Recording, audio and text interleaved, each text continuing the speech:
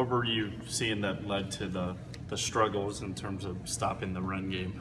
Oh, we were trying to match numbers in the box. They had us spread out pretty good. And, a handful of times we had some chances to, make some plays, and we did it.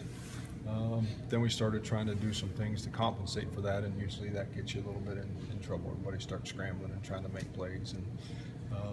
But I think our guys, our guys played about as hard as humans can possibly play, which gave us a chance down the stretch.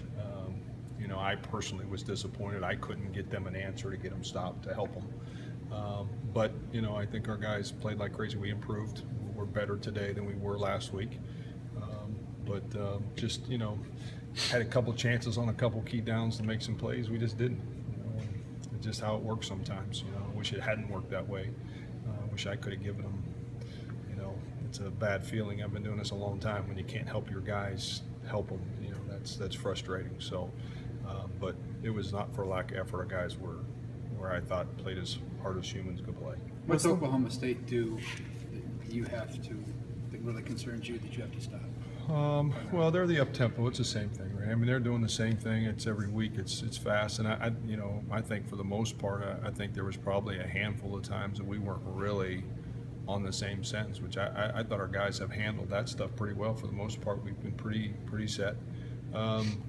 Talented quarterback, really quick, up tempo game. They check a little more. They try to see and get a little more of a perfect play, but they will go really fast. The skilled guys in space, again, we're going to have to tackle guys in space, and we missed, too many tackles again last week out in space, and that has to get corrected. We got to continue to work at it and improve it, but those are the concerns. I mean, I think the quarterback's very talented, can make all the throws, got some skilled guys. They run the ball as well, but probably what, I think watching them, they may not hang in there as long on the run. I think they like that guy can really zing it, so they try to let him throw it.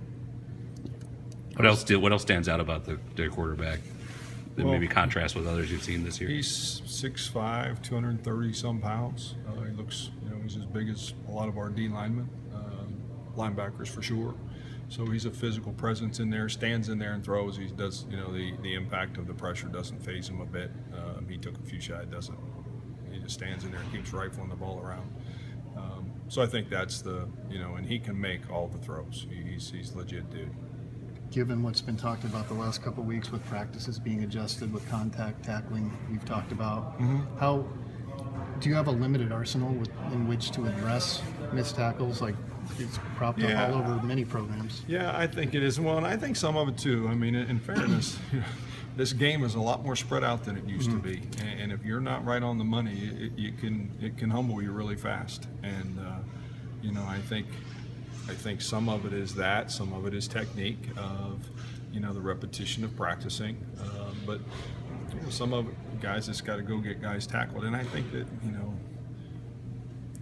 I have my own thoughts on some of it, and I think sometimes when a guy makes a mistake, he's like all of a sudden, I think something bad's going to, you got to go tackle guy. You got to believe in what you're doing. And it's the old saying, if he who hesitates is lost, you lose the tackle if you hesitate, because the game's too wide open.